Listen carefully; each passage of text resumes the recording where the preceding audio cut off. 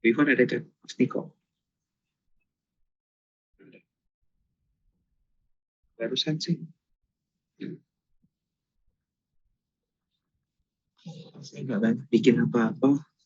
Sibuk kerjaan.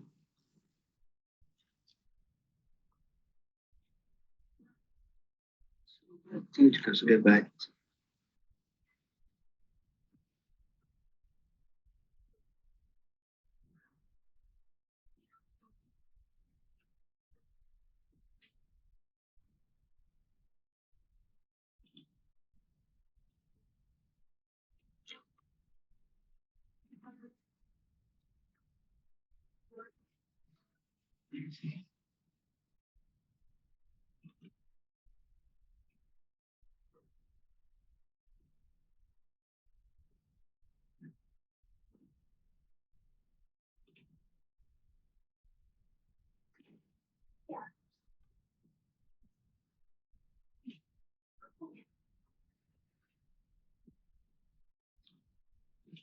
Mas Niko mau duluan nggak?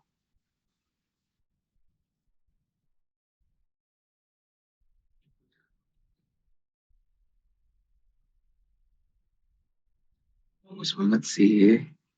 Keren sih, Mas.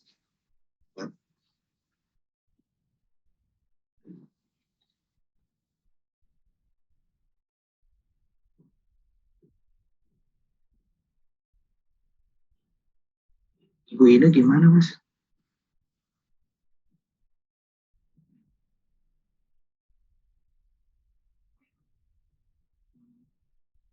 Sayang banget tuh yang minggu lalu tuh, Mas. Kenapa dia hilang ya? Padahal sih, ya padahal dari ibu Ivon udah cukup baik mau mengakomodir.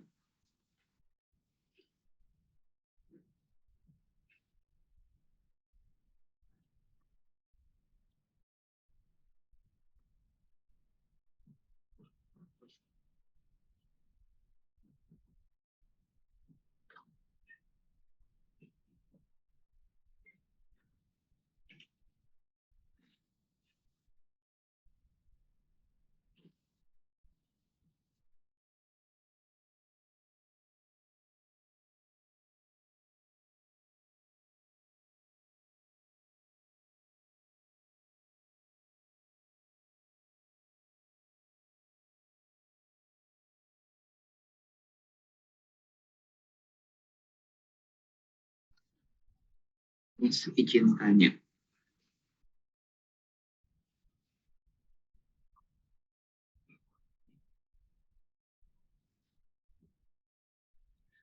tuh kalau dulu cerita ya, di angkatanku, di angkatan 7, itu kita kolokiumnya sih waktu itu barengan, Mas. Jadi kayak dia bermudah banget sih. Mungkin kalau mau, aku cuma saran aja sih, mungkin kalau bisa kita atur bareng-bareng, itu akan bagus sih. Bagus dalam arti kita, untuk kita progresnya bareng, ada temannya. Yang kedua juga sekaligus tuh ngerasa kita saling ada temannya juga sih, Mas. Itu sih. Cuma solution aja sih.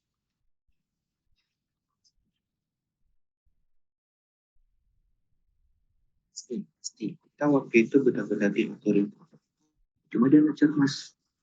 Misalnya harus beres dari eh, pemangku, pemangku ya, dosen pemangkunya itu harus juga sudah oke.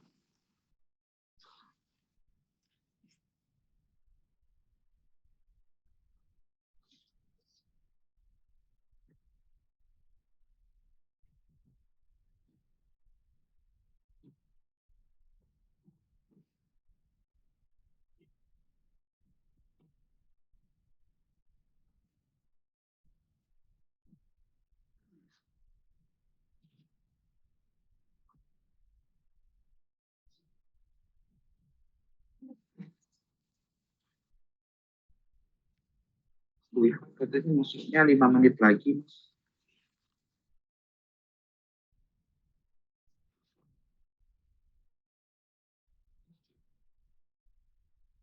Wih, katanya masuk 5 menit lagi, Mas.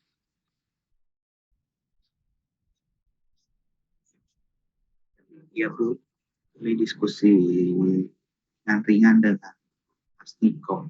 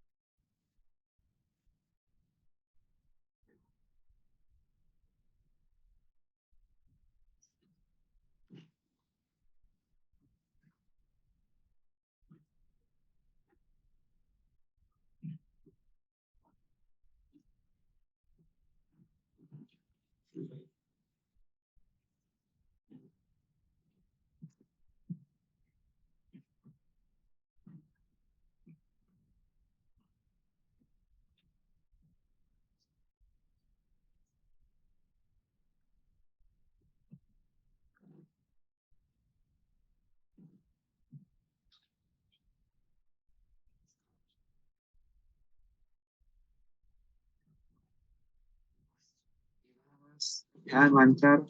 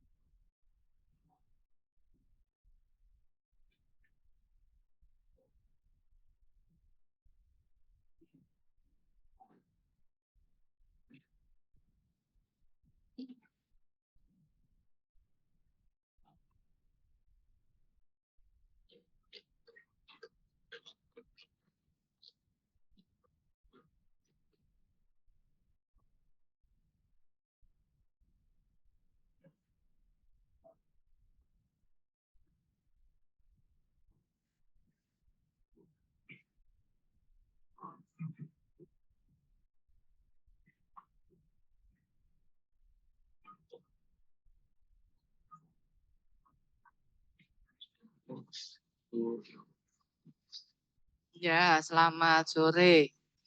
Sore, sore lagi ya.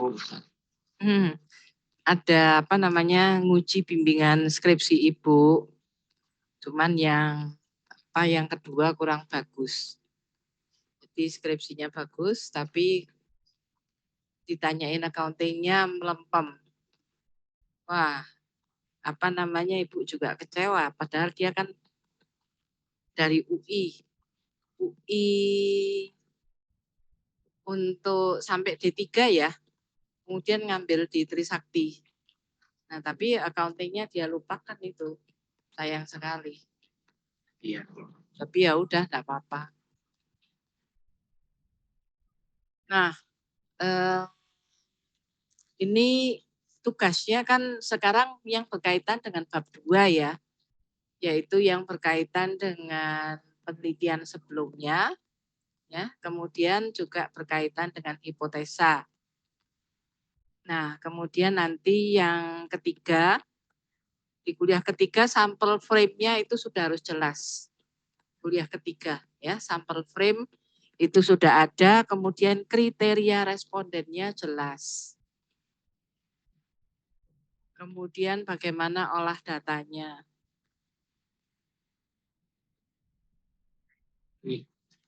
Ya, jadi itu yang penting. Nah, namun demikian ini Ibu kasih contoh satu ya, itu yang berkaitan dengan keduanya ya. Nah,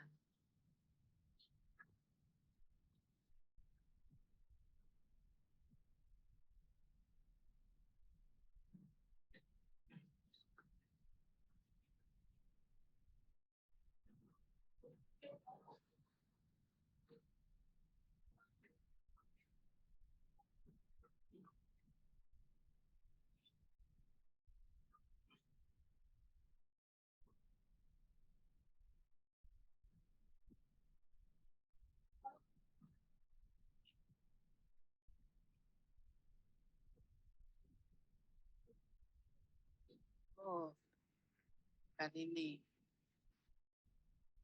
Makanya harus di-download dulu deh, sebentar Ibu download dulu. Iya, Bu. Tadi belum di-download.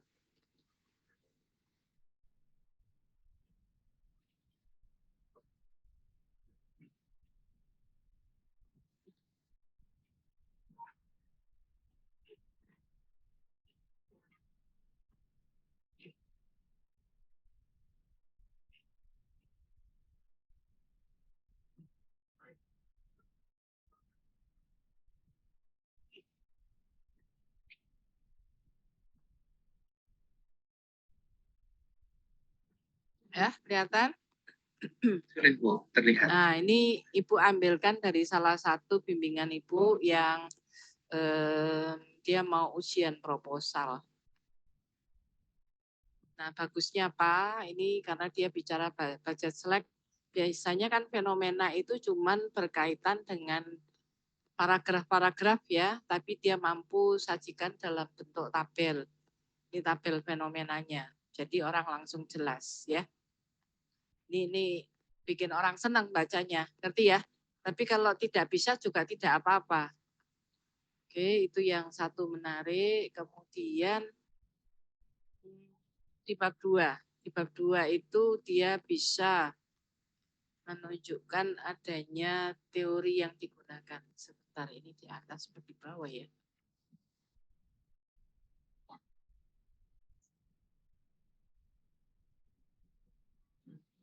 Jadi dia simpulkan grand teorinya itu apa aja, kemudian nah ini middle teori. Ini kalau bisa bikin ininya.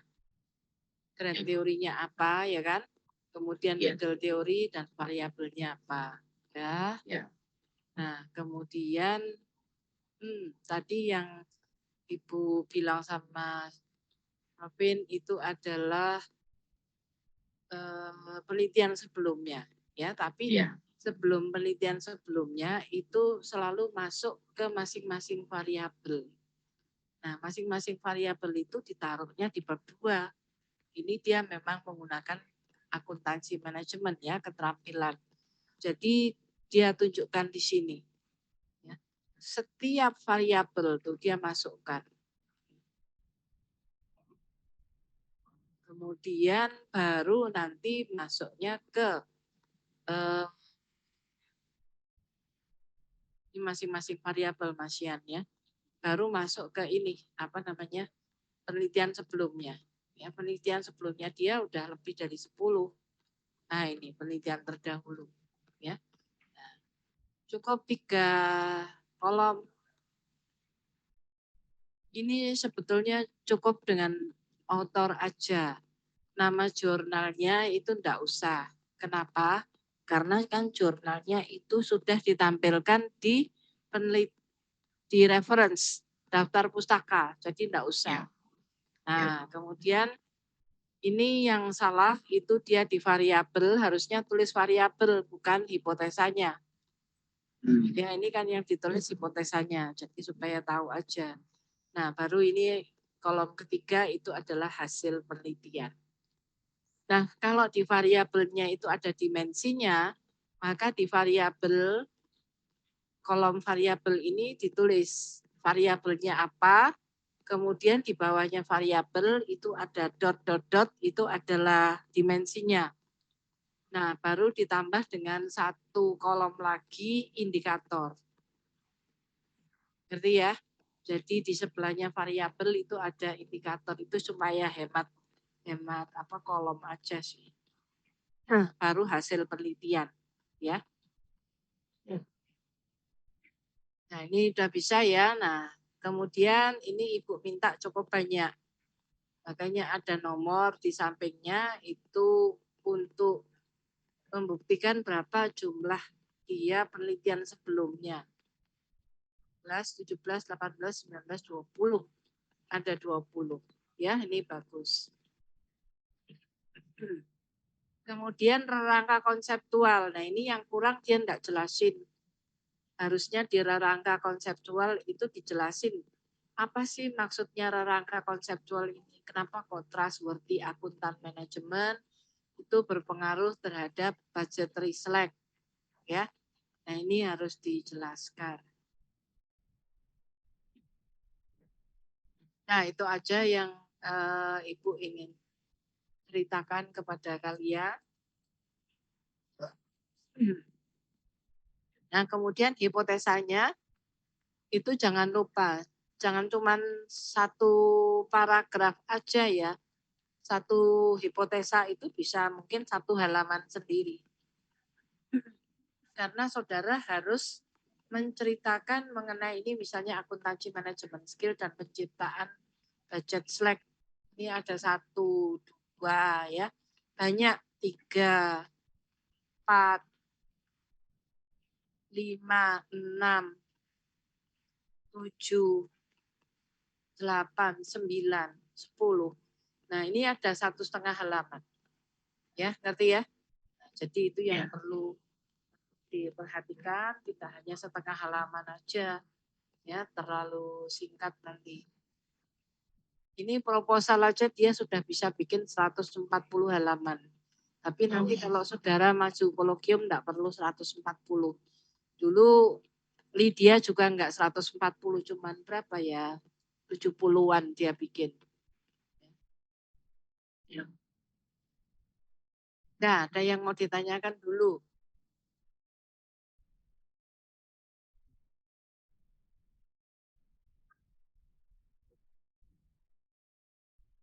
Belum untuk bab 2? Jadi Bu, mau tanya. Ya, silakan. Tadi Ibu bilang di rangka konseptual harus menjelaskan variabelnya ya. Iya, menjelaskan pengaruh antar variabel-variabel. Ya Bu, itu bukannya udah nanti dijelaskan di bagian pengembangan hipotesis Bu? Ya ada, memang betul. Tapi kan di sini memang harus dijelaskan dulu. Kalau enggak gambarnya suruh bicara sendiri nanti. Itu suka ditanya waktu sidang. Jelasin dulu itu apa.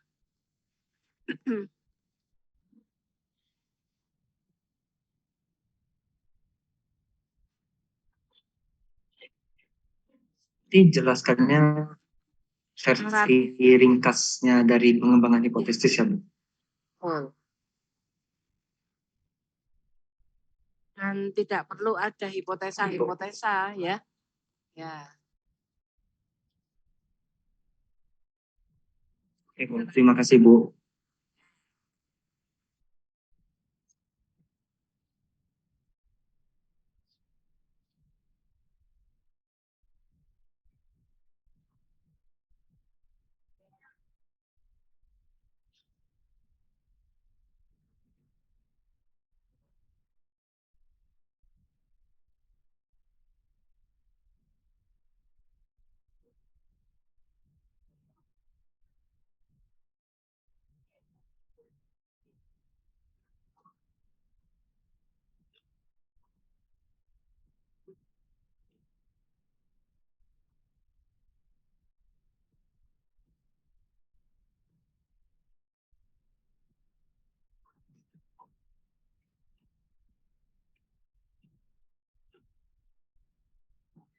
Oke ya. Nah, kemudian rancangan penelitian ini kurang juga. Biasanya itu Bukom itu minta ada 6 tahapan rancangan penelitian. Ini yang ada di UMA sekarang ya, ada 6 tahap. Itu dimasukkan di sini ya.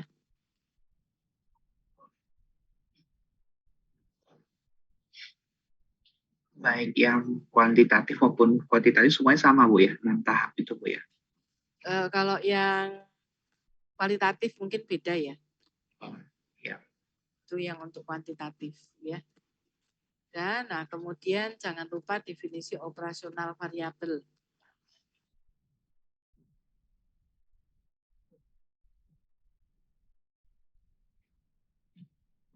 Ini adalah variabel moderasi, ya toh? Ya kita. Uh-huh. Terkadang Bu saya baca definisi operasional tuh mirip dengan pengukuran. Oh, kadang mereka justru menjelaskan pengukuran pengukuran. Itu gimana Bu ya secara spesifik bedakan definisi operasional dengan pengukuran Bu ya. Pengukuran itu kan rumus Bu ya. Tapi kadang definisi operasional itu, ya silakan. Kalau instrumen pengukuran itu mestinya dalam bentuk indikator ya, dimensi variabel indikator.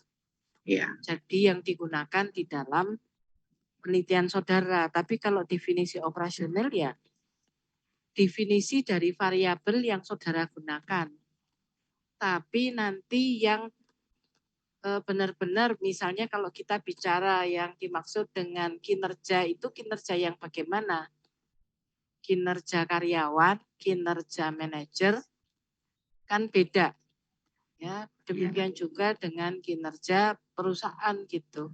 Ya. Nah, itu adalah definisi operasional variabel. Jadi kita batasin yang benar-benar dipakai di dalam penelitian ini. Ya. Oke. Ya. Apalagi sampai ke variabel moderasi mesti dijelaskan ya. Terus kalau ada variabel kontrol juga dijelaskan ya.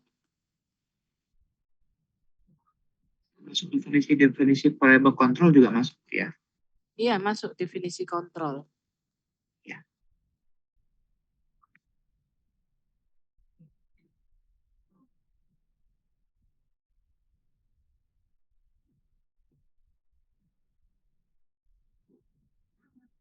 Ini variabel kontrol ya kan? Dibutuhkan.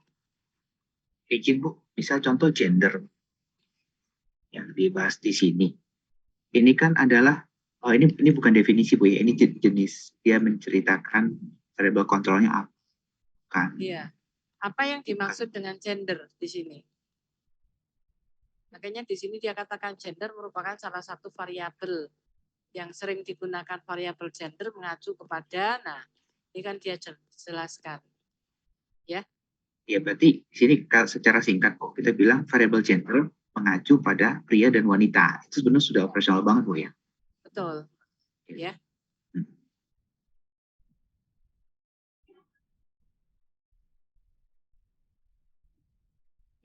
Nah, ini yang dimaksud bukan operasional tetapi instrumen. Ya, variabel instrumen atau variabel pengukuran.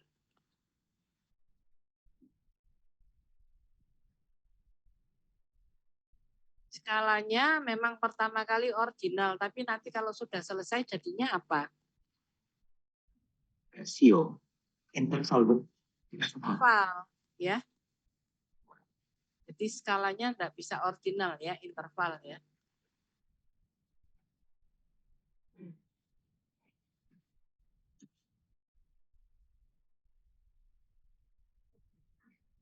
Nah, ini di bab 3 pengumpulan data ya. Pengumpulan data. Ini dia termasuk kepada siapa? Pemilihan sampel didasarkan pada kriteria apa ya. Ini jumlah karyawan atau apa ya, atau syaratnya respondennya apa ya. Itu yang harus diceritakan. Baru nanti metode analisis. Nah, menurut aturannya dari HARE itu kan 5 kali 10 kali indikator. Ya kan? 5 kali 10 indikator, maka otomatis di sini kalau indikatornya ada 31 ya 10 kali 31 310. Nah, nanti perkara yang bisa terkumpul tidak sampai 310 ya urusan belakang. Ya kan kita batasin itu. Kita mau menyebarkan kuesioner selama berapa lama? 2 bulan, ya kan? Iya. Baru bisa diperoleh sekian, ya itu kita mesti cerita, let's say ya. Nah, ceritanya Bu sedikit ke atas Bu. Iya. Yang ini Bu, yang HARE 2011, 18, 20, 21. Kalau kita pakai yang 2021 aja boleh kan Bu ya, langsung nggak usah. Oh, Kan boleh. Ya. Boleh. Kalau Ibu malah lebih senang cuman pakai yang tahun 2021. Iya, langsung. Iya. Iya, langsung yang terakhir.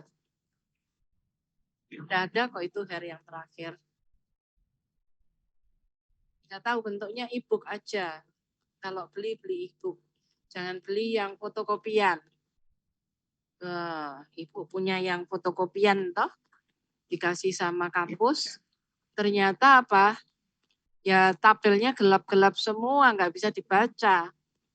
Ya mendingan beli e-book kalau ibu bilang.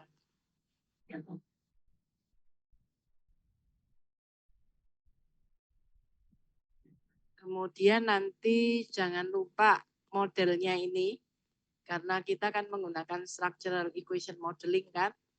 Jadi ada modelnya ini, terus jangan lupa rumusnya ini.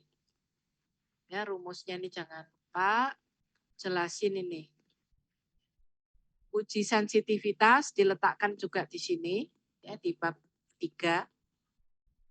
Kemudian ini ada pilot study atau saudara bisa lakukan juga dengan metode wawancara. Kalau enggak, kuesionernya saudara sudah punya, ditanyakan. Terus dimintain rekomendasi apa yang perlu ditambahkan atau diperbaiki dari kuesioner yang sudah dikerjakan.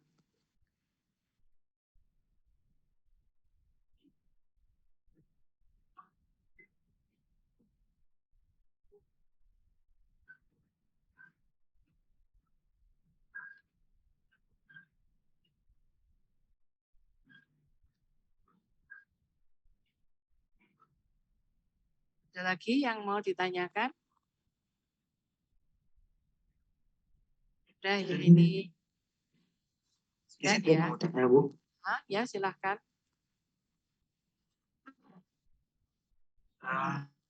Jadi setelah kita bikin persamaan model, Bu, yang di bawah gambar struktural, Bu.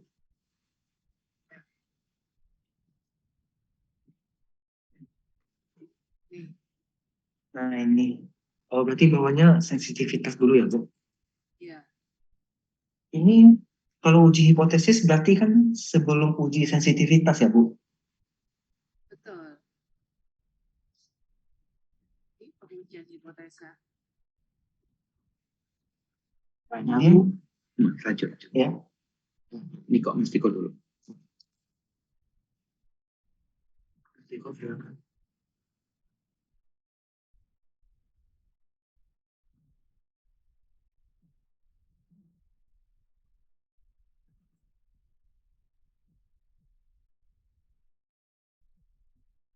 Mas Niko aja dulu. Mas Niko silakan. Oh ya, sorry. Setelah ini, kalau ada uji ekspansi letaknya di mana, Bu? Ekspansi itu juga diletakkan sesudahnya sensitivitas melakukan ekspansi. Oke.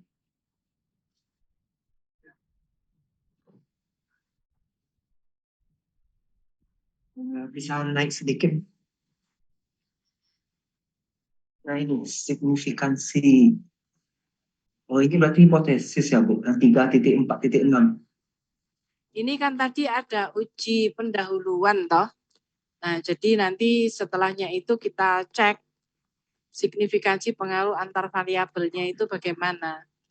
Apakah kita menggunakan pedoman yang cuman 001, 10% atau 5%. Ya, boleh tiga-tiganya. Kalau dulu kan cuma 1, cuma 5%. Terus ibu yang protes.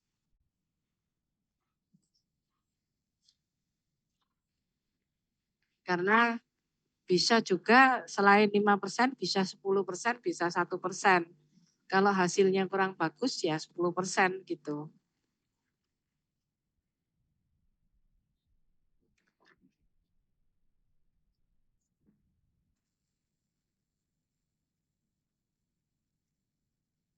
Ada lagi?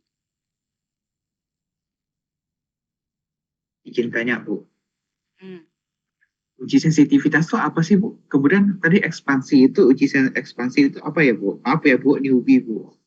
Iya, iya. Sensitivitas. Nah, kalau uji sensitivitas itu kita ingin mengetahui indikator variabel dimensinya itu dia bisa nggak dipakai di dalam penelitian yang disertasi. Kalau tidak reliable, tidak valid kan tidak bisa digunakan. Nah itu ada jawabannya di uji sensitivitas. Tapi kalau ekspansi itu contohnya begini. Intellectual capital kan ada 3 dimensi. Ya. Nah kalau kita itu mau ekspansi maka dimensinya ini diuji satu-satu. Nah, kalau sudah diuji satu-satu nanti kan akan kelihatan dari human capital, kemudian dari structural capital dan relational capital mana yang lebih berpengaruh. Nah, itu kita uji ekspansi.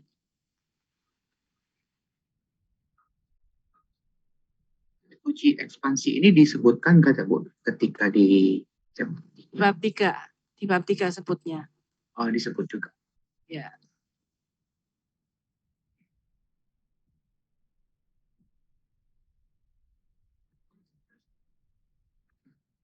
Cuman kadang-kadang variabel kan tidak punya ekspansi.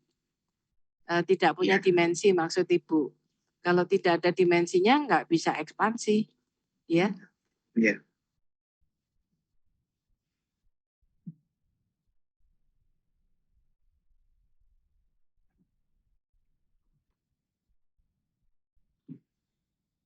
Izin tanya, Bu. Ya, silakan.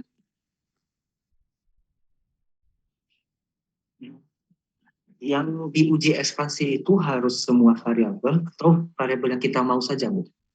Atau ada kriteria tertentu? Sebaiknya variabel yang ada novelty-nya. Baik, Bu. Terima kasih. Ya.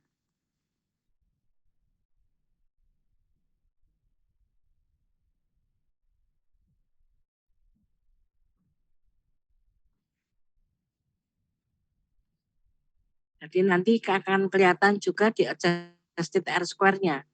Sebelum novelty dan sesudah novelty, itu adjusted R-square-nya berapa. Ya kan?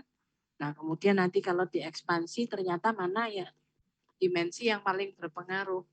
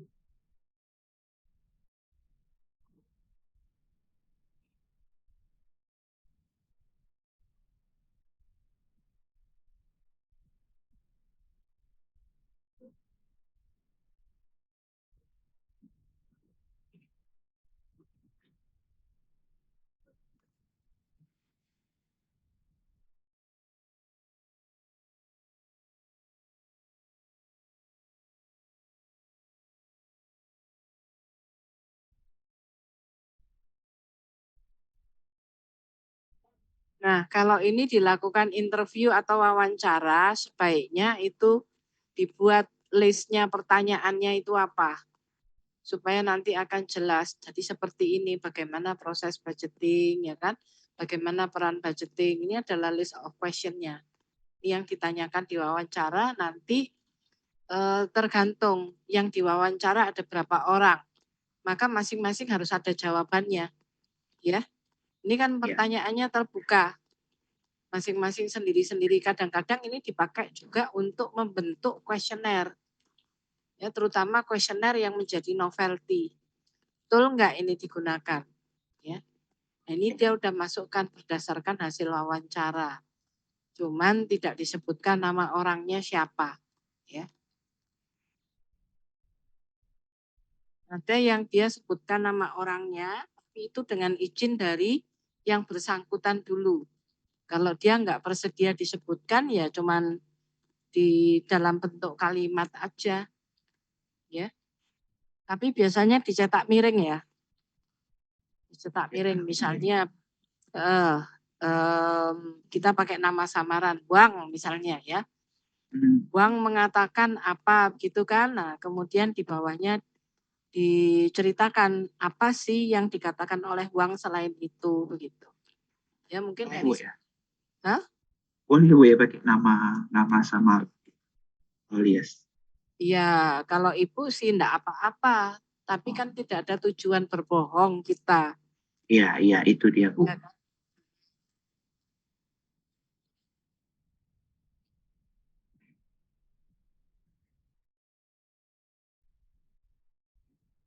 Cuman kadang-kadang ada yang tidak bisa terima kalau dikasih nama samaran. Ada. Hah? Gimana cara memberikan argumen ya Bu? Kita langsung tulis aja di situ. Ada beberapa responden yang diwawancara tidak bersedia untuk disebutkan namanya. Tapi kalau Ya kan? memuji udah paham lah Bu ya.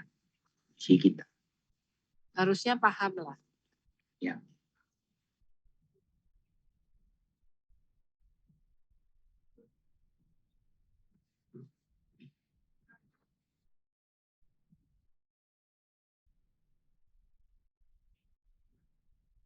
Ya sih Bu, kadang kita bisa kasih nama, cuma itu nggak bisa dipublis. Bisa kalau diuji, ditanya, siapa nama aslinya? Oh misal Bapak Joko, bisa Bu.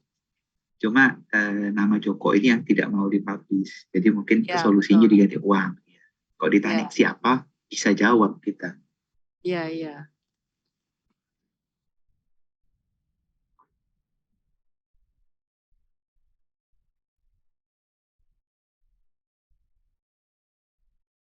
Jadi apa namanya bisa juga dikatakan karena tidak bersedia disebutkan maka kita menyebutkan nama samaran gitu aja. Sudah mengatakan menggunakan nama samaran. Karena itu kan termasuk dari privasinya orang. Ya, ibu mungkin bulan lalu potong rambut di video orang, marah ibu. Nggak izin lagi di video. Ibu bilang gitu, enggak video-video ibu bilang. Ya, enggak di video kok. Lah itu tadi itu keliling. Dia keliling videoin itu semua yang namanya orang dipotong rambutnya, ada yang lagi di blow segala macam. Ya kalau dia keliling itu kan berarti di ini, kalau dia yang video itu karyawannya sih enggak napa, karena berarti melakukan pekerjaan sesuatu. Ya. Nah, itu kan Ibu bisa tahu, jadi kan tidak semua orang itu mau begitu.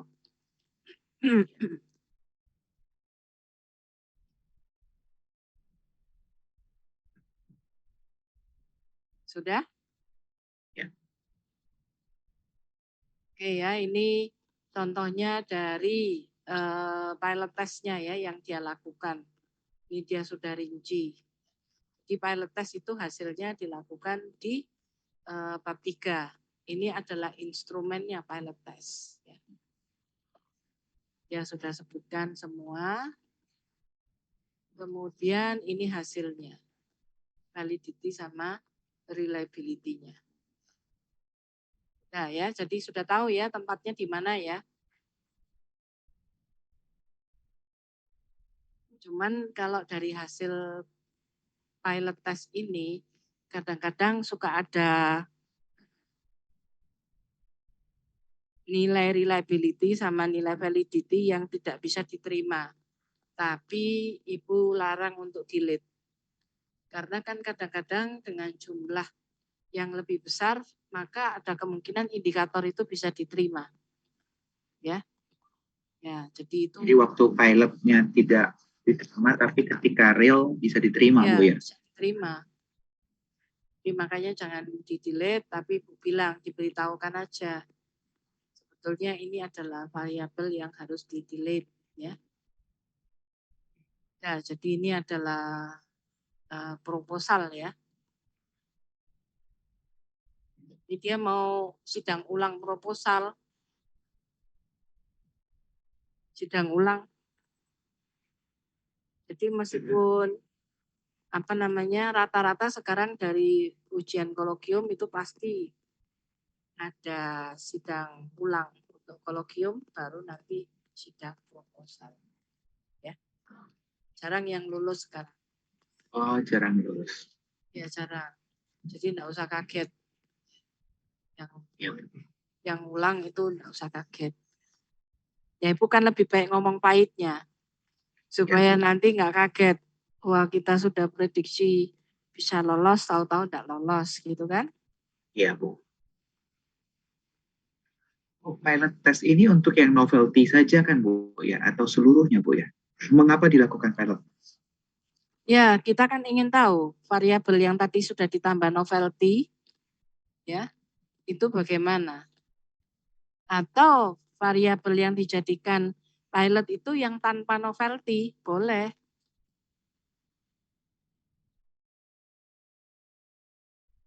Ya, Bu. Ini lagi, ya tadi wawancara. Nanti wawancara dengan pertanyaan yang di list down tersebut dinamakan dengan structured interview, Bu, ya. Wawancara terstruktur, Bu, ya. Iya, Yang struktur. Ya. Jadi bukan yang tertutup.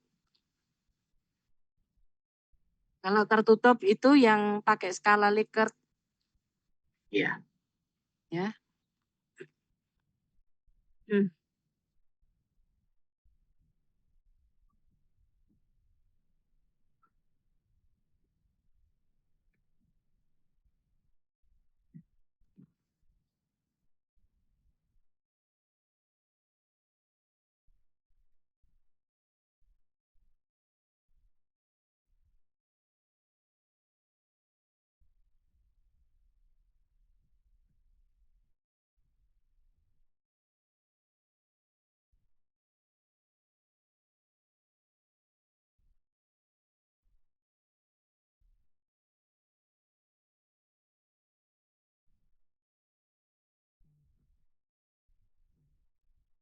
Oke, kalau nggak ada lagi, bisa Nicholas menunjukkan ininya,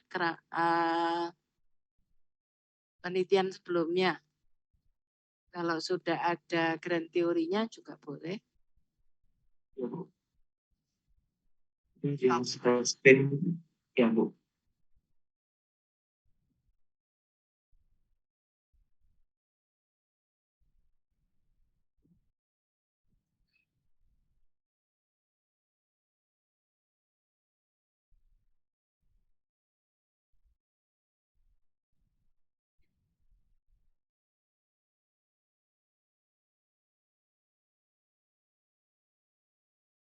Ini Bu, dua saya. Nanti mohon koreksinya ya Bu, apabila ada teori yang salah atau yang kurang. Dan teori saya ini pakai RBV Bu, terus base view, karena kinerja lingkungan Bu. Ya. Kemudian diikuti dengan teori kontingensi. Betul?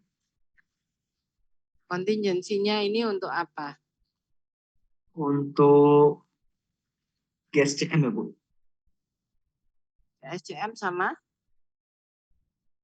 terhadap apa? Terhadap kinerja lingkungan. Jadi kalau GSCM-nya bagus, maka kinerja lingkungannya bagus. Ya Bu. Oke. Karena di sini juga ada tertulis Bu, yang saya blok ini konsep atau tidak ada konsep atau desain organisasi yang dapat diimplementasikan di mana saja atau dalam keadaan apapun secara efektif. Ya. Bisa saja GSCM yang diterapkan itu berbeda-beda di perusahaan, tapi memang tujuannya tetap satu, Bu. Ya. Ya sih, perusahaan satu sama lain GSCM-nya belum tentu sama. Iya, Bu. Dan belum tentu juga setiap dimensinya pakai semua. Betul. Jadi ini bisa ya, agensi. Bisa. Kemudian ada legitimasi, Bu.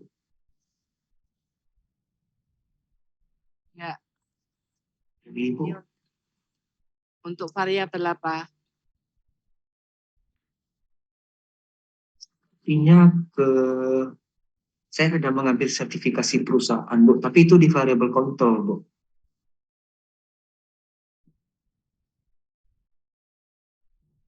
Nah, Kalau sebaiknya ya, Bu, disebutkan di sini. Jadi disebutkan teori legitimasi itu digunakan untuk diterapkan di variabel kontrol gitu. Demikian juga tadi di contingency.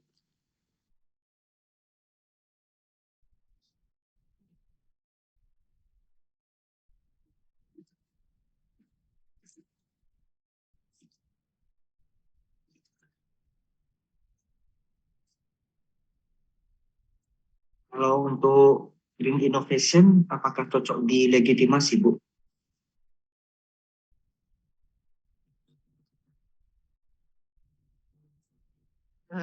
Green innovation. Green innovation itu kan lebih mengarah kepada adanya perkembangan ya. Iya, Bu. Nah, kalau legitimasi ini lebih mengarah kepada apa? Pengakuan sosial.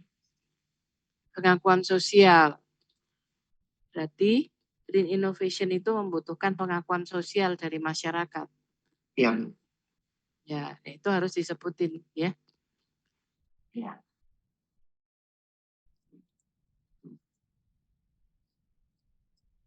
Apalagi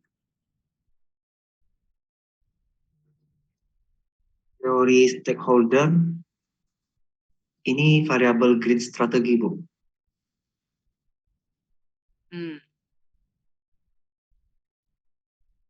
Tapi variabel strategi itu bisa juga menggunakan theory of the firm loh. Karena strategi itu adalah strategi perusahaan. Iya, Bu.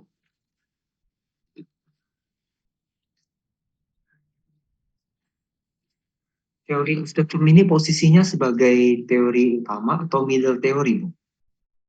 Biasanya utama yang saya tahu. Iya, iya. RBV tadi di mana? RBV juga di utama. Berarti dua ya? Iya, boleh toh pakai dua. Nanti di kerangka teoritisnya dibikin sejajar atau ada satu yang lebih tinggi, Bu?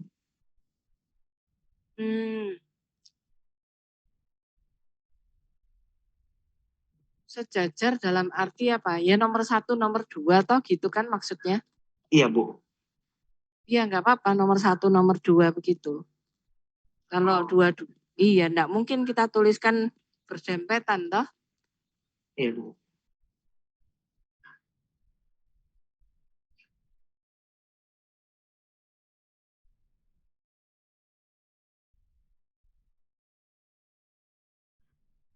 Teori institusional yang berikutnya, Bu.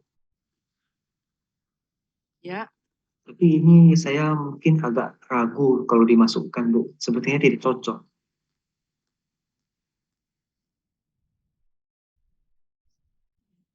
mau dipakai di mana teori institusional? Sepertinya memang nggak cocok, Bu. Saya juga mikir-mikir nggak dapat.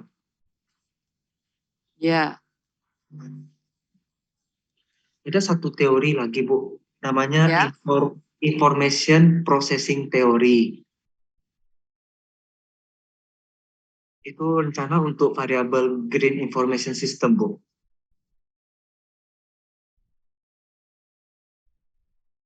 Idenya tentang pengelolaan informasi untuk pencapaian kinerja yang bagus, Bu.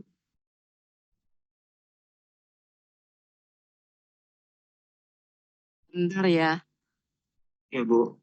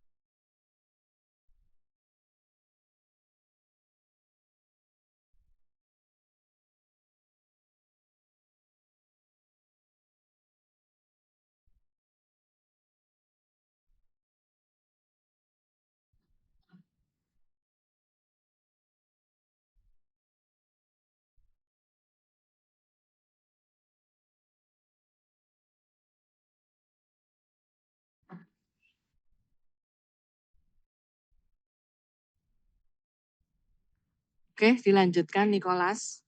Ya Bu, berarti teori institusional ini saya ganti dengan information processing theory ya Bu. Karena saya ada variabel green information system. Oke, itu mungkin malah lebih cocok kali ya. Iya Bu. Ya.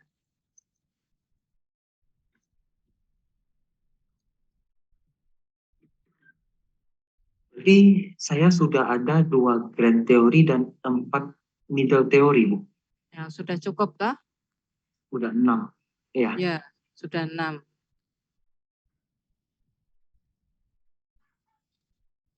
berarti udah oke untuk teorinya Bu. Ya, sudah cukup. Oke Bu. Ini udah masuk ke konseptual teorinya Bu, masing-masing variabel saya jelaskan. Ya, nah tinggal ditambahin instrumennya apa di sini. Instrumen dari penelitian sebelumnya yang saya masukin ya Bu. Ya, tambahin. Kalau yang ada novelty-nya di bold dimensinya. Nah, demikian juga dengan indikatornya. Kemudian di bawah tabel ditambahkan analisisnya.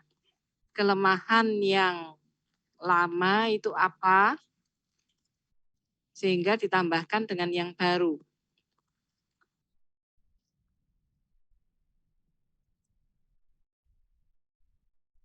Izin Bu, yang ini bukannya nanti di bab 3 ya, yang pakai argumen Ya, itu? instrumennya memang ada di bab 3, tapi sudah yang bersihnya yang mau digunakan. Tapi Oh, pengembangan novelty-nya itu ada di sini. Ya. baik Bu. Saya udah terlanjur di bab 3 soalnya Bu itu. Tinggal di moving aja. Oke Bu.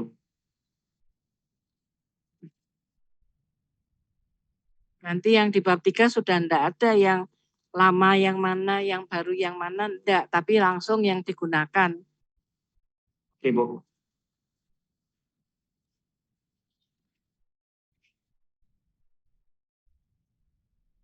Ini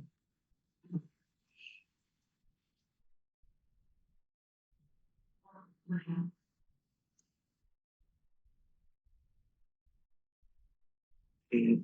Nanti ini gambar ini saya ubah ya Bu, setelah Ya. ini.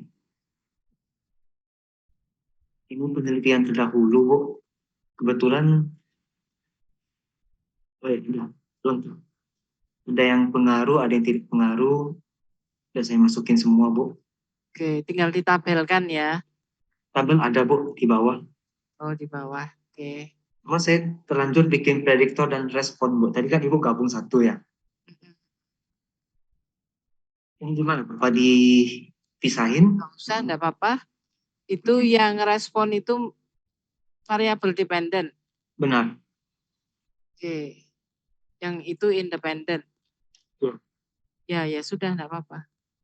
Soalnya kalau saya bikin independen nanti kalau yang ada mediasi nanti pengertiannya agak lain Bu. Mending saya bikinnya respon sama prediktor Bu. Iya, iya enggak apa-apa. Cuma nanti kalau dikomentarin tahu ya. Tahu Bu. Oh ya. Istilahnya banyak Bu. Satu lagi endogen eksogen Bu. Ya. Nah, itu cuma bisa dikatakan di bab 3 kalau endogen dan eksogen. Iya Bu.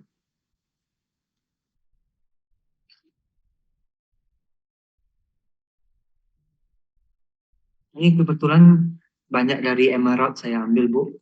Baguslah. Sekitar 80% Emerald. Ini ada 24 semua yang sudah saya rekam Bu. Bagus. Nah, kemudian jangan lupa kalau ada yang meta analysis atau literatur review ya. Iya. Itu untuk memperkuat ya. Makanya kemarin waktu KKD kan Ibu minta ada yang pakai bibliometrik atau yang SLR, itu adalah tujuannya untuk memperkuat. Iya Bu.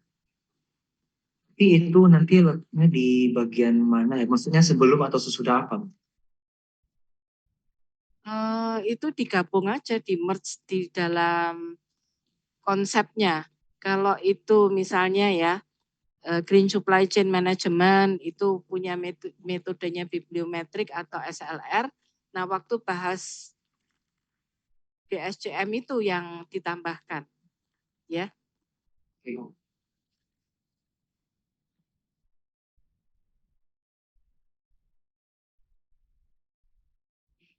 Kemudian pembentukan rangka konseptual.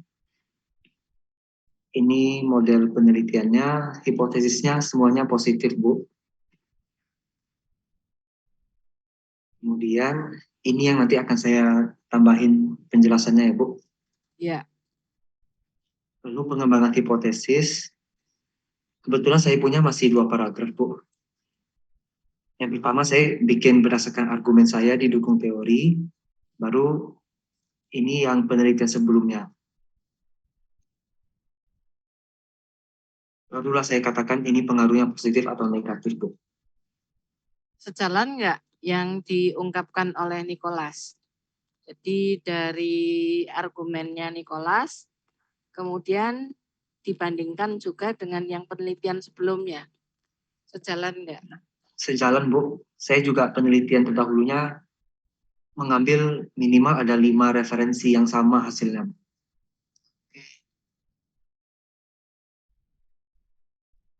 Tadi saya lihat di contoh Ibu punya, yang punya Ibu Lydia ya. Misalnya kayak Wang et al. 2021 ini dijelasin lagi ya, Bu. Pesan penelitiannya tadi. Sekilas lihatnya. Iya, memang dijelaskan dulu. Sebetulnya biasanya nanti kalau dikomentarin, itu justru penelitian dahulu itu yang di atas. Baru argumentasinya Nicholas itu yang di paragraf akhir. Sehingga itu yang menyimpulkan hipotesanya berpengaruh positif. Ya.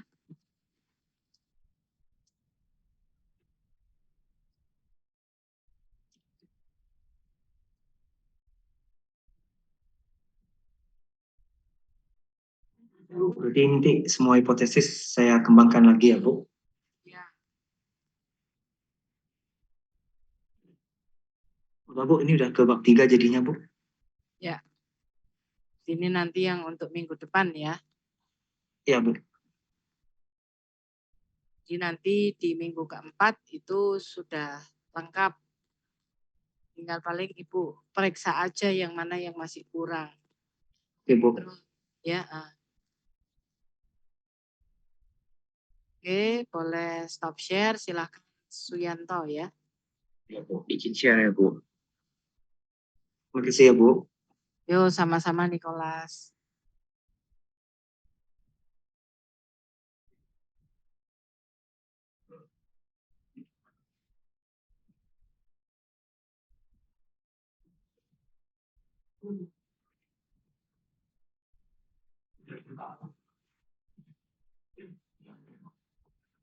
Izin Bu, saya mulai dari catatan minggu lalu, Bu ya. Boleh. Ya, di minggu lalu Ibu minta untuk kembali terkait social contract theory. Itu betul, tahunnya 1961. Saya sih nggak baca buku keseluruhannya, Bu ya, tapi di bukunya memang di tahun 1651. Saya sudah download sih, Bu. Ya, ada di buku tua memang dia, Bu. Sosial teori. Kenapa ini ditanyakan? Karena untuk sebelumnya saya menyajikan terkait theoretical framework seperti ini. Saya pesan dulu. Jadi yang awalnya itu adalah di Hobbes 1651 jadi dasar dari sosial contract. Itu yang pertama. Yang kedua, dari Ibu menyarankan untuk ditambahkan topografi sebagai dimensi kelima untuk Smith Square. Di sini Bu saya udah cari Bu, cuma di jurnalnya penelitian terdahulu ini mengatakan kalau topografi itu adalah bagian dari GAP. Sehingga tidak bisa diambil satu poin saja, Bu.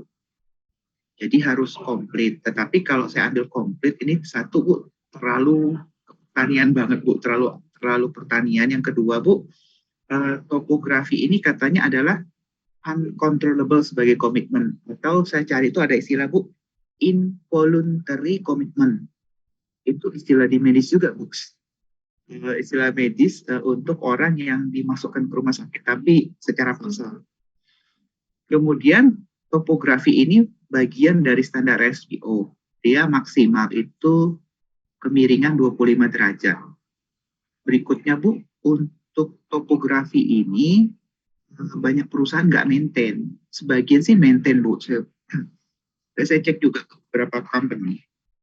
Kemudian untuk pengumpulan datanya Bu cukup berat ini. Kayaknya mungkin bisa dipertimbangkan kembali untuk topografi ini, mungkin kalau boleh Bu tidak masuk Bu, izin Bu, karena setelah saya riset 1 minggu ini penelitian terdahulu juga nggak support untuk topografi.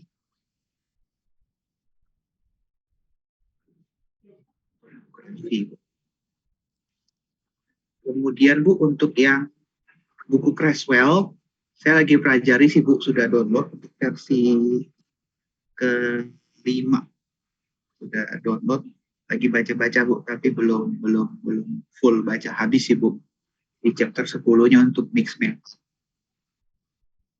Kemudian untuk yang accreditation Bu, juga lagi cari literatur, tapi ini bisa diakomodir. Untuk handling over ini juga akan diakomodir, memang masih cari literatur reviewnya Bu. Kami juga sudah baca untuk jurnal dari Viera untuk environmental performance di Belandanya. Itu yang update di minggu lalu Bu. Sekarang izin yang teori Bu ya, chapter 2. Oke, Ibu masih di mute. Itu yang termasuk bukan accreditation tapi accretion. Accretion. Ya, accretion.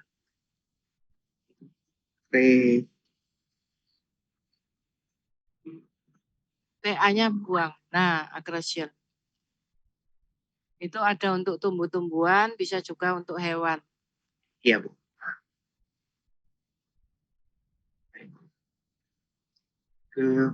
Ini yang skema ini di minggu lalu sudah ditujukan ke Ibu. Jadi saya akan bahas social contract theory, kemudian adalah stakeholder theory, di mana kita melihat adalah stakeholder secara spesifik, stakeholder management, melalui mekanisme internal. Nah, stakeholder in general ini yang internal mekanisme Bu, yaitu di policy government. Kemarin ada di sini Bu, manajemen discretion-nya saya pindahin ke internal.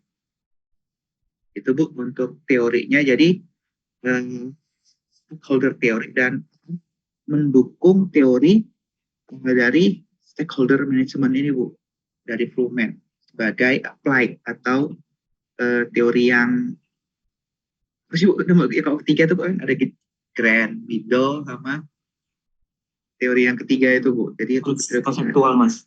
Konseptual ya. Makasih Mas Iko. Jadi konseptual teorinya adalah stakeholder management, di mana kita ternyata perlu dan penting memanage stakeholder kita. Ya. Itu yang di teori.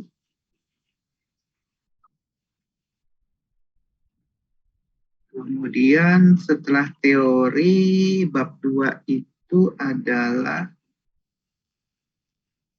variabel Bu ya. Ya, konsep dari masing-masing itu. Iya, jadi untuk variabel pertama itu adalah smallholder heterogeneity-nya. Saya ambil dari JALSMA, tapi bisa combine lagi Bu. Di sini adalah novelty-nya juga, di mana yang saya fokuskan itu adalah size. Size dari heterogeneity dari sisi size. Memang kalau kita lihat size itu kan umum ya, bahkan sebagai variable control, tapi di sini adalah sebagai main menu sih Bu. Konsepnya gini Bu, yang saya cerita adalah apakah dengan ukuran yang kecil atau ukuran sedang atau ukuran besar itu berpengaruh.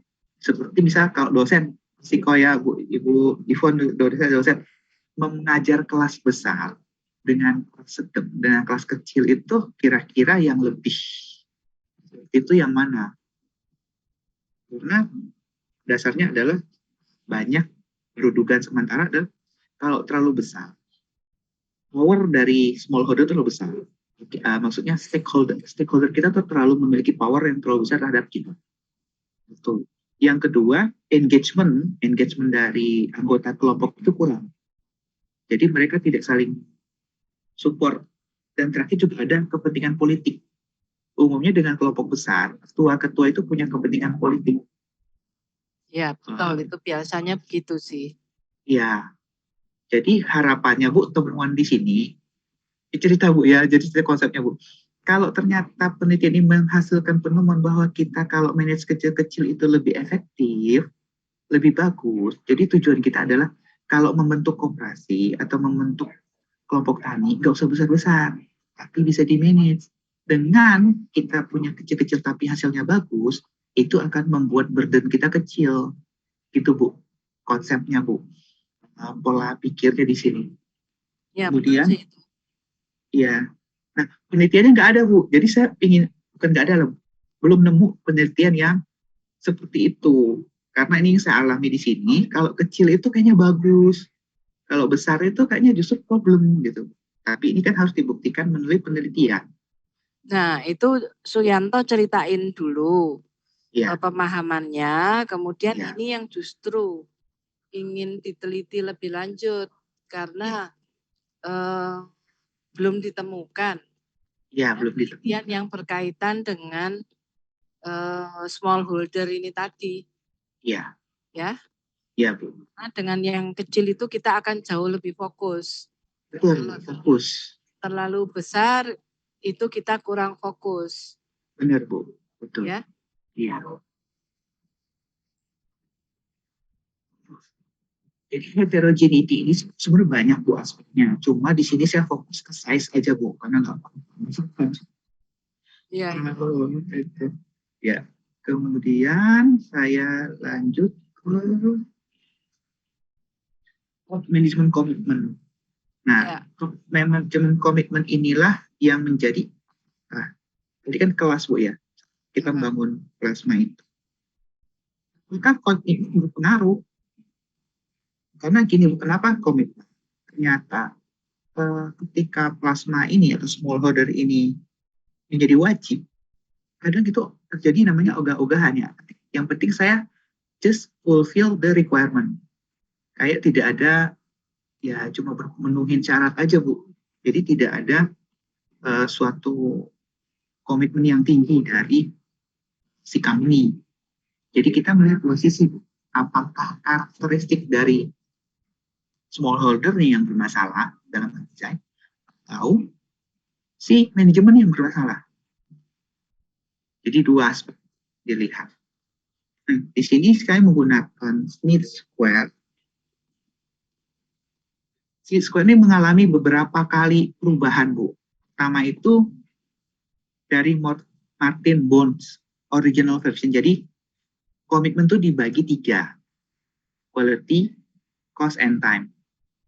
Kemudian terus diubah-ubah Bu sampai akhirnya ketemu Smith Square. Ini namanya agak lucu ya, Smith Square atau Devil Smith Square. Kenapa disebut Devil? Karena di sini kalau tidak terjadi, ini akan jadi problem. Ini adalah sesuatu yang bisa buruk kalau tidak dipenuhi Bu. Ini disebut Devil Smith Square. Penulisnya Smith Square Bu. Bukan Smith. Jadi dia yang menulis dari konsep ininya, konsep dari komitmen ini. Komitmen itu, nah ini kalau disebut dengan distorsi. Yang diukur dari variabel ini Bu nanti adalah distorsi. Standar diversuskan dengan aktual. Ya. Ketika terjadi distorsi itu iya menyimpang. Betul Bu. Saya bahas lagi Bu mengenai Smith Square itu. Jadi quantity itu apa? Kemudian saya jelaskan lagi juga mengenai quality. Nah, quality ini apa? Kemudian waktu. Waktu itu apa? Kemudian terakhir cost. Ya cost, Bu. Udah, Bu. Ujung-ujungnya duit, Bu. Jadi, bagaimana cost ini bisa berpengaruh terhadap si plasma ini, Bu, yang saya jelaskan di sini.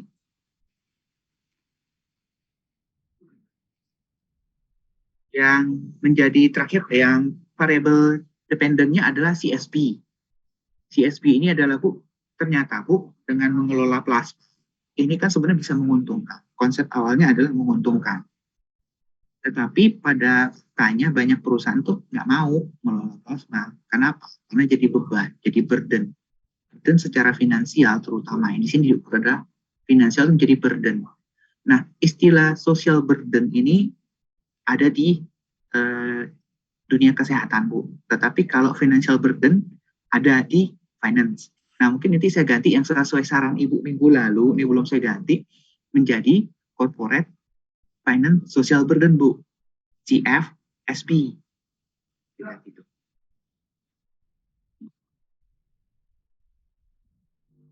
Nah, kemudian kalau itu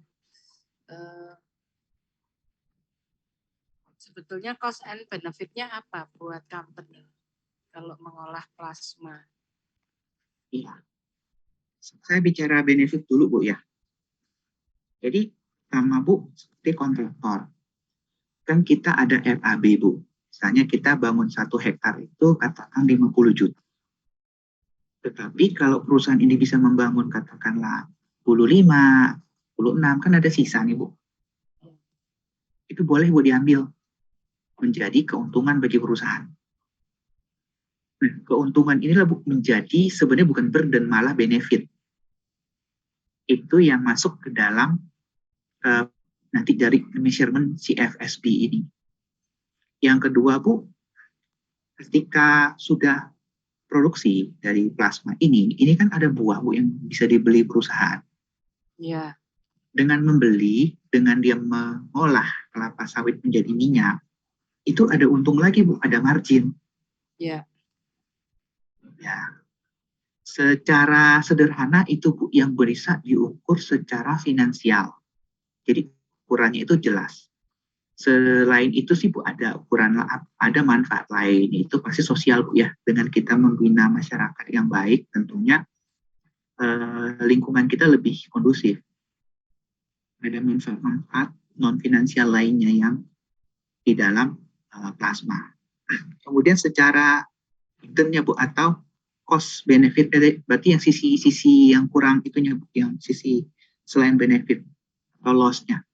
Itu ketika sebaliknya, Bu, cost yang kita agree itu 50 juta, tiba-tiba jadi 55, 60, itu harus dialami atau dibayar atau di cover oleh perusahaan. Kecuali misalnya ada yang force major. Force major itu katakanlah misal kita ada hal tiba-tiba pupuk naik karena perang Ukraina atau Mesir lagi bermasalah. Tapi memang iya loh. Cara itu tidak langsung. Iya, Bu. Betul, Bu. Geopolitik itu kamu masukinnya. Iya. Geopolitik, Bu, ya, saya tulis. Iya. Geopolitik.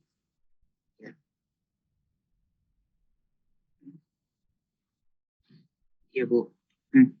Kita juga tidak langsung bilang seperti itu. Artinya kita ada namanya komunikasi juga dengan si smallholder. Jadi smallholder kita harusnya naik nih karena seperti ini. Tentunya kita juga memberikan penjelasan dan bukti juga.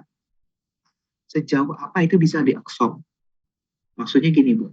Ketika misal harga itu dari 50 menjadi 55. Mungkin kan si koperasi bilang, wah kalau 55 berat nih. Paling dia akan minta mungkin setengah-setengah, Bu.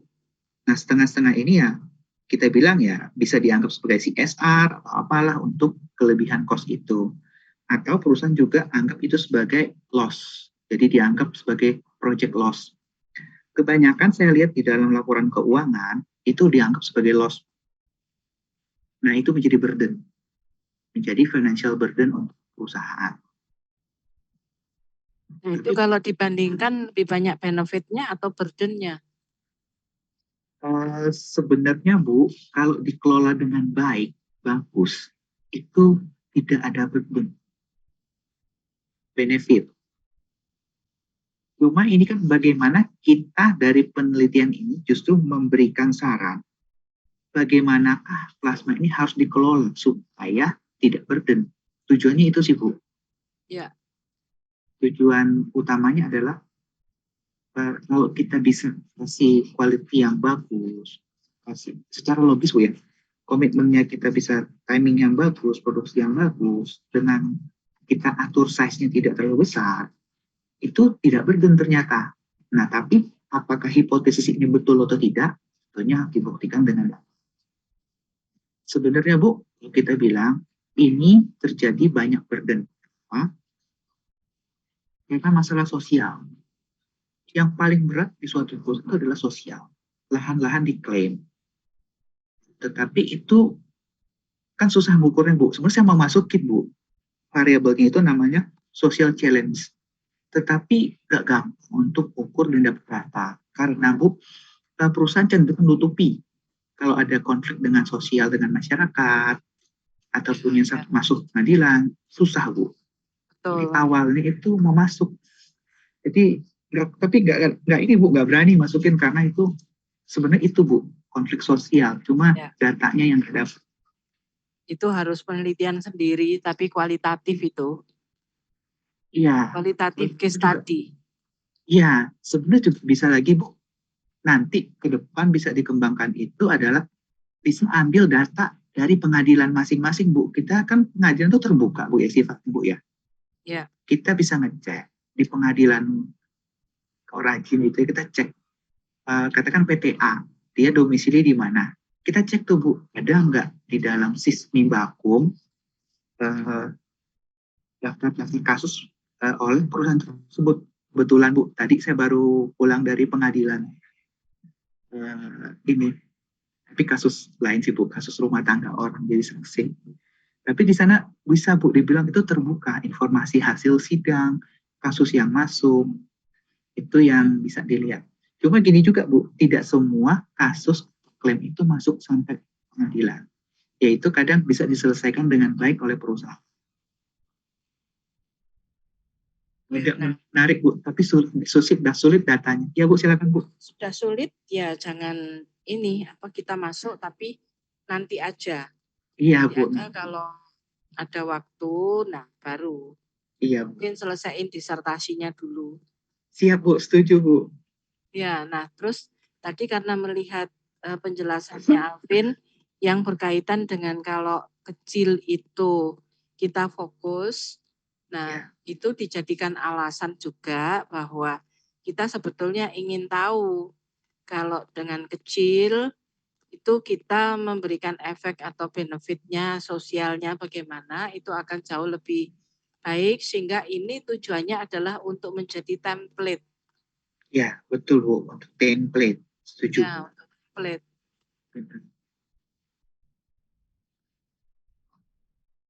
Setuju Bu, benar Bu. Dapat Bu ininya Bu, arahannya. Ya. Nah, kemudian. Jadi nanti kalau sudah punya template-nya, perusahaan-perusahaan yang lain yang kecil-kecil itu kan bisa ikut menerapkan. Ya, itu sesuatu tuh dimulai dari kecil, bukan gede dulu baru ke kecil. Kita balik. Iya. Tuh. Iya Bu. Iya. Ya. Harapannya sih Bu, kita ke perusahaan aja udah kecil-kecil aja karena kecil-kecil ini lebih gampang diatur. Ya, kalau betul. udah besar susah ngaturnya. Ya, di manage ya. Ya, manageable. Jadi kalau mungkin di makro atau mikro tuh ya menjadi economic scale Bu ya istilahnya Bu ya. Jadi economic scale. Kalau ya, terlalu betul, besar economic scale. Ya, kalau terlalu besar tidak bagus, terlalu kecil juga nggak bagus Bu ya. Iya. Jadi kita mencari kira-kira ukuran ideal itu berapa. Ya Bu, makasih Bu. Nih benar Bu, bahasanya itu aja. Tujuannya adalah kita create template plasma yang ideal. Betul. Nah, itu menjadi novelty-nya. Iya, Bu. Kemudian government policy, Bu. Jadi sawit ini kan sangat didukung pemerintah, Bu ya. Walaupun sawit ini masuk itu di tahun ya awal 50-an, pemerintah itu tidak mau masyarakat tuh hanya jadi penonton. Maka di tahun 75 itu mulai di-invite perusahaan maupun petani untuk masuk ke dalam industri sawit. Ini adalah skema-skema yang terjadi, Bu. Nanti saya tambahkan, itu sudah masuk semua. Adalah program-program yang pemerintah luncurkan untuk plasma. Kita melihat, Bu, ini skemanya semuanya beda, Bu ya. Tapi secara garis besar bisa dibagi menjadi dua. Apakah plasma itu setelah itu menghasilkan dikelola oleh si petani, plasma itu dikelola perusahaan secara garis besar di sini. Sebenarnya ini juga satu hal yang menarik sih, Bu. Tapi di sini saya tidak saya juga lupa ingat apakah ini menjadi suatu hal juga di disertasi saya atau tidak.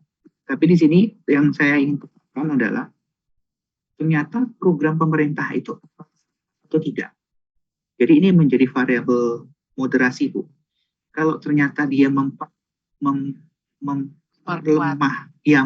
atau memperlemah, justru program pemerintah ini tepat. Tapi apabila program pemerintah ini tidak memperkuat atau tidak memperlemah, justru kan programnya jadi sia-sia, Bu. Itu salah sasaran. Program pemerintah ini dalam arti regulation-nya yang mau dipertajam atau apanya? Skemanya, Bu. Oke. Jadi misal contoh, Bu ya, ini yang terbaru adalah namanya program peremajaan sawit rakyat. Program ini berupa, misalnya, Bu, kos pembangunan itu 50 juta. Dari pemerintah masih, Bu, subsidi 30 jutanya dari pemerintah. Sebenarnya yang kalau bahasa sehari-harinya, Bu, wow, sesuatu gitu loh, Bu. Sesuatu banget. Sangat. Jadi 60% biaya pembangunan itu dari pemerintah. Harusnya kan tidak membebani petani dan juga tidak membebani perusahaan kan. Betul. Tapi kenapa perusahaan masih takut, Bu? Masih nggak mau. Itu kan jadi masih question mark. Ya, itu sebetulnya masuk ke dimensinya trust. Iya. Dimensi trust dari masyarakat dan perusahaan itu terhadap pemerintah.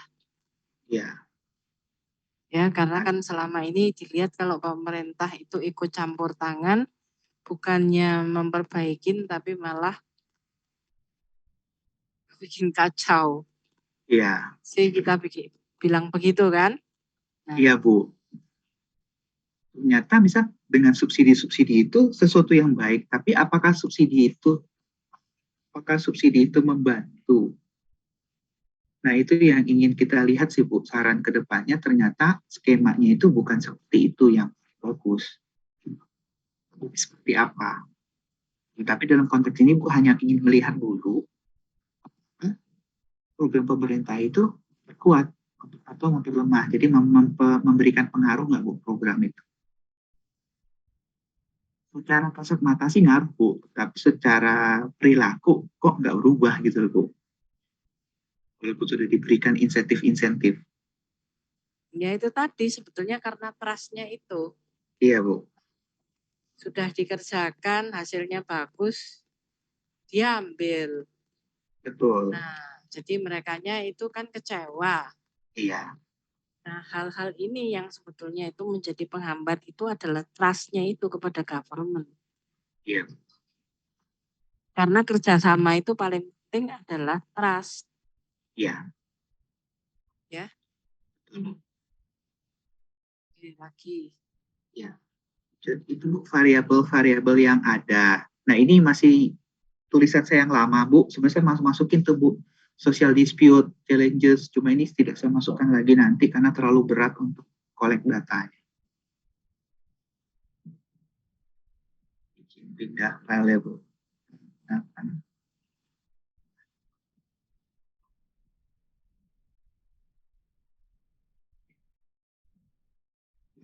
untuk variable kontrolnya, saya menggunakan produktivitas dan duration atau age, Bu. Itu lamanya kita engage di dalam suatu MOU. Jadi sudah berapa lama nih kerjasama, sudah berapa lama. Itu, Bu. Kontrol variabelnya. Dibuat range nggak sama Suyanto? Pasti, Bu. Jadi saya akan lepas itu umurnya itu sekian tahun. Jadi tidak buat range, tidak dikelompokkan, tapi dilepas, Bu. Tapi bisa, Bu, kita buat range-nya. Yang penting datanya ada dulu kan, Bu. Iya, iya. Jadi misalnya 1 sampai 4, kenapa 1 sampai 4 itu masa tanaman masih belum menghasilkan. Mungkin lagi kita cropping misalnya di umur ini, Bu, sesuai dengan ini, sesuai dengan gambar ini. Misalnya 1 sampai sekian itu berapa. Jadi, Ya, bisa, Bu, kita grouping sesuai saran Ibu. oke deh.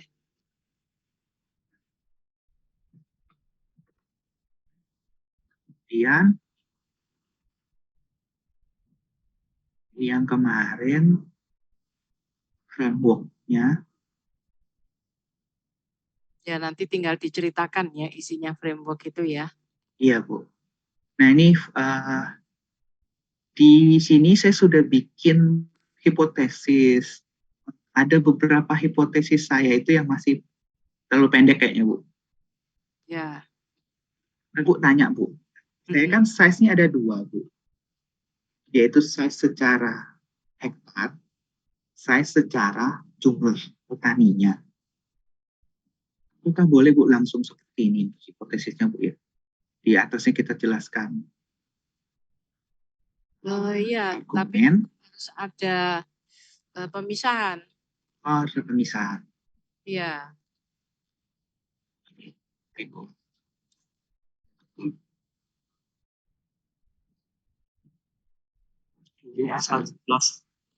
Ekspansi, ini ekspansi ya? Untuk ukuran size-nya iya. Ini bisa untuk ekspansi itu. Oh gitu, paham, Pak. Karena ini ada dua jenis pengukuran gitu, Bu. Satu hektar, satu jumlah orangnya. Ini intinya nggak ada, Bu. Ini nggak ada. Originnya saya hapus. Sekarang di komitmen. Komitmen itu ada, Bu. Ya sama, Bu. Di sini nanti itu ada, komitmen kan ada 4, Bu, tadi, Bu. Ada quantity, quality, cost, time. Nah, berarti itu juga ya, uji ekspansi ya, Mas Niko ya? Ya, tapi kalau nggak perlu nggak apa-apa. Satu aja yang uji ekspansi. Tapi apakah untuk hipotesisnya cukup seperti ini, Bu? Karena kan nanti bisa jadi dari TMC itu saya buat. Ya, dari 4 dimensi itu mana yang paling berpengaruh. Oh, paham. Tapi kalau awalnya mungkin kita satuin dulu, Bu. Misalnya kita buat indeks atau rata-rata gitu, Bu, ya. Setelah itu baru ekspansi, Bu, ya. Untuk awal, misalnya untuk hipotesis nomor 2 ini. Sudah dari awal hipotesanya sudah di-split. Jadi 4. Jadi, awal hipotesis jadi 4.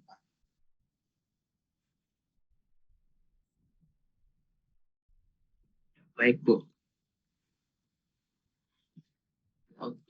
Social burden-nya sudah cerita, tapi kayaknya masih ini, Bu, ya. Masih baru 2 paragraf. Terlalu sedikit, Bu, ya. Ya, nanti ditambahin lagi, ya. Iya. Ini enggak pakai. Yang government dan corporate burden ini juga masih kurang panjang, bisa tambahkan lagi, Bu, moderasinya. Ya kan, bacanya belum banyak. Iya, banyak, Bu, betul. Itu sih, Bu, untuk yang hipotesis. Di sini sih, Bu. Ya, nggak apa-apa, ya. Ya, tapi yang penting sudah ada progres ya. Iya Bu. Kalau belum ada progres ya tanyain terus nanti. Iya Bu, justru kalau ditanya itu jadi motivasi sih Bu. Ya, Jadi harus kerjain supaya nggak lupa. Kadang ya itulah Bu, mahasiswa. ya dulu Ibu juga begitu. Cuman dulu itu waktu bikin disertasi nggak ada yang bimbing. Nggak ada yang bimbing jadi bingung sendiri. Iya, Untung ada salah satu profesor itu di Universitas Sriwijaya, tapi dia ngajar di Trisakti juga. iya, Dia tahu kalau Ibu ambil kuliah kan di Amerika. Kamu kok iya, nggak selesai-selesai, kenapa? Ditanya. Cin, iya, model risetnya apa? Terus Ibu ambil kertas, Ibu jelasin. Terlalu sulit, kebanyakan variabelnya. Ini iya, bisa dipotong jadi 4 riset. Nah, dari situ ya kan kalau orang sudah biasa meneliti kan pasti tahu ini dipotong nih buah. Ibu iya, sampai Bu. mikir gini, aduh udah capek-capek ngumpulin teori sama jurnalnya satu koper sekarang suruh buang-buang. Nah tapi tidak semuanya Ibu buang, Iya, yang Bu. penting aja Ibu masukkan. Baru Iya, Bu. bisa proposalnya itu jadi. Ya Iya, Bu. terus terang aja dulu kalau nggak dibantuin sama Prof. Nuriman Hasibuan almarhum. Ya, Iya, itu kalau tidak dibantuin itu ya Ibu tidak tidak bisa maju. iya, Makanya Ibu kalau ada mahasiswa yang nggak maju-maju meskipun bukan bimbingan Ibu selalu Ibu tanya, kamu iya, apa Bu. yang sulit gitu kan? Iya. Jadi Tidak simple. ya kenapa? Jadi kadang Bu, simple question dari Ibu tuh jadi bisa maju semangat lagi Bu. Karena ditanya itu, walaupun kayaknya ada yang itu Bu, jadi harus diselesaikan kalau ditanya. Ya Simple question tuh bisa memacu. oke ya sekarang masih mau ditambah lagi? Mungkin saya progres dulu Bu ya, itu sementara laporan saya terkait chapter 2. Ya oke jadi Jadi nanti mungkin, ditambah aja literatur reviewnya ya. iya, Nah, emailnya Ibu juga sudah terima ya jurnalnya ada 3 apa 4 ya itu ya. yang ini Bu ya, yang KKD. Ya, Ya, oh, 4 toh. ya, ya, ya. Eh, ini yang Ibu tadi tanya terkait kinerja terdahulu, nanti saya coba bikin tabelnya Bu ya. Ini tabelnya belum Ya belum ada, belum ada tapi belum ini belum sempurna. belum bagus iya. Dulu awalnya mau pakai interview. Jadi saya kumpulin tuh Bu dimensi-dimensi unit analisisnya pakai kode SH1, small order heterogeneity 1, tapi kayaknya lebih ke tidak ini Bu, tidak ke kuesioner tapi langsung ke survei. Iya, Tanya Bu, itu survei sekunder kan Bu ya? Walaupun dia sifatnya, kan dia datanya original Bu, bukan persepsi. Misal, data primer. hmm, Dan kita dapat datanya langsung, bukan kita ya, ambil dari laporan orang. ada yang laporan juga Bu, tapi beberapa saya tip dari laporan, beberapa harus nanya. Jadi Nah, tadi, silakan Bu. yang nanya itu yang primer, tapi kalau ambil Oh, dari laporan orang itu sekunder. jadi misal Bu ya, saya kemarin cari-cari data, saya ketemulah laporan RSPO. Contoh ini Bu, yang punyanya DSN Darya Satya. Ini grupnya dia. Contoh dia ngasih data seperti ini. Cuma memang di sini nggak ada luasnya. Semoga sih laporan sih baru ngecek satu sih Bu ya. Semoga laporan-laporan ini bisa berguna sih Bu ya untuk saya gunakan. Tapi misalkan Bu, atau saya Bu, saya ini saya dapat dari RSPO. Itu sekunder atau primer? Ini sekunder. Ketika saya konfirmasikan misalnya, katakanlah koperasi A, saya tanya ke DSN, ini luasnya 100 hektar kah atau betul nggak nih yang laporan dari SPO? Saya konfirmasi gitu, Bu. Itu jadi primer atau sekunder? Itu jadi primer Oh, berdasarkan oke. cara dengan ini, Iya. maka data ini sudah dikonfirmasi bahwa, ya kan? Iya. Ya. Jadi ini kayaknya nanti ke depan saya itu bisa pakai laporan RSP. Informasi dia punya koperasi di mana saja, segala macam, sampai lokasi-lokasinya. Cuma sih nggak ada size-nya sih, Bu. Nanti size-nya saya bisa pastikan ke Ini yang di PT-nya warna lagi. hijau ini, yang di kanan. Ini Iya. apa ini? Itu Yang bukannya kuning itu size-nya. bukan. Yang kuning itu adalah pabriknya, Bu. Breaknya. Ya, break. Kemudian garis-garis itu, ya. Biasanya Biasanya sih, size-nya kok. benar Bu, biasanya ada. Saya setuju dengan Ibu. Apalagi ini petanya kan jelas sekali Bu ya. Iya. Saya masih nggak percaya kalau nggak ada datanya. Nanti harusnya ada Bu, saya setuju dengan Ibu. Cuma ini baru ketemu Bu, wah di RSPO ternyata punya data, tapi memang tidak semua company itu RSPO. Ya. Tapi at least setidaknya jadi reference Bu. Mungkin kalau Indonesia pakainya ISPO. Ya, ISPO ini saya juga cari Bu. Ya. ISPO itu bisa. Karena ISPO kan wajib Bu yang di tahun itu sudah menjadi mandatory. Betul. Nah, Jadi, cuman kan meskipun mandatori kan nggak semua perusahaan mau ngerjakan. benar Bu. Benar. Karena ISPO itu mungkin bayar konsultan untuk bikinin ISPO. Bayar Bu, bayar. Iya. Itu yang jadi kendala perusahaan-perusahaan kecil bikin ISPO. Benar Bu. Sebenarnya untuk koperasi juga. Betul. Sama toh juga dengan laporan CSR itu. Kan kita hire consultant. Nah kalau konsultannya itu mintanya ratusan juta kan nggak ini. Nggak Memang mau. ratusan Bu. Iya, ratusan Bu. Betul kan? Betul Bu, ratusan. Iya. Iya, iya Bu, ratusan. Antam itu mahal bayarnya itu Antam. Itu mahal Bu, mahal. Bisa 500 juta itu bikin laporan CSR. Bisa Bu. Pernah diceritain juga Bu sama Ibu Juni. Bu Juni kan konsultan, tapi di Pertamina. Oh iya. Ya, lumayan Bu. Ya Pertamina mungkin 400 jutaan tuh.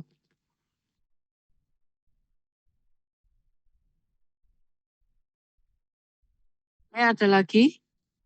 Pun itu 100. Itu berat Bu. Jadi untuk renewal itu ada nggak kuat. Ya, Ya. itu yang jadi masalah. Iya. Dulu makanya GRI itu sulit untuk berkembang di Indonesia ya. Karena perusahaan Indonesia kan bukan semuanya mampu. Benar Bu, benar. Iya Bu.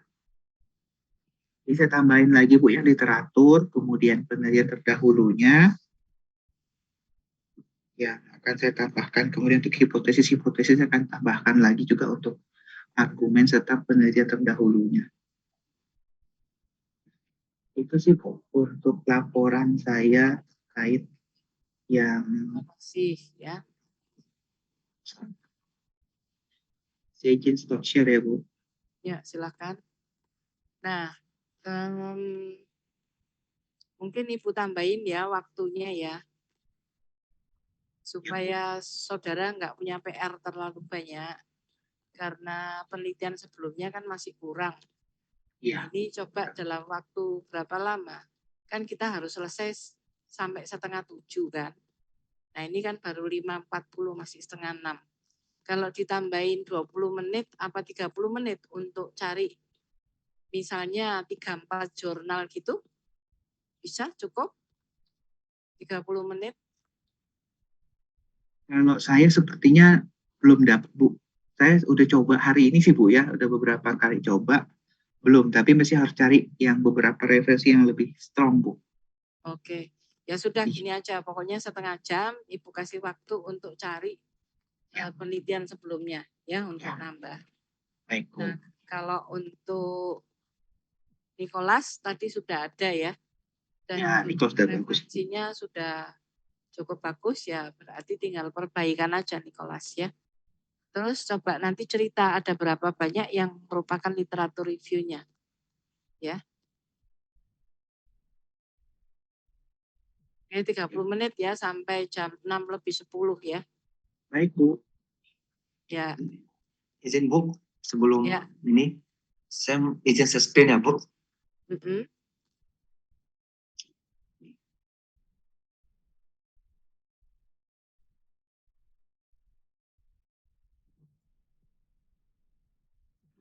Kemarin di minggu lalu Ibu minta tentang green culture.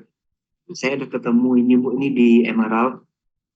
Ya, Ini yang Ibu minta masukkan sebagai penambahan dimensi di Green Supply Chain Management. Kalau saya rasa ini cocok sih Bu. Jadi langsung saya masukin aja ya Bu. ini kayaknya kalau tidak salah dipakai juga sama Tommy dulu, Banarje ini. Oke Bu. Tapi enggak apa-apa pakai aja. Kemudian Mm-mm. oke, Bu. Oke. Kemudian dynamic capability. Mm-mm. Ini Bu, ada 5 indikatornya. Ya, Ini saya ketemunya kebetulan green ya Bu, bukan dynamic capability tetapi green dynamic capability. Ini yang Ibu kemarin minta masukkan ke green innovation. ya. Boleh malah lebih cocok toh Green Dynamic Capability. Oke Bu, oke. Nanti saya tambahin untuk dimensi ya Bu. Ya, Terima kasih ya Bu. yo sama-sama. Nah, tinggal kalau sudah ada gitu kan tinggal nambah-nambahin di dalam apa namanya proposal disertasinya ya.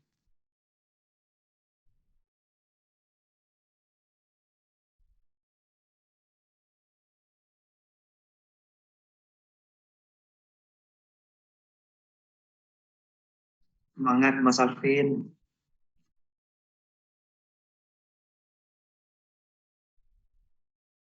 Iya, semangat. Banyak ada temennya juga jadi motivasi, dibimbing Bu Ivon jadi motivasi. Inilah, truk lah jadinya.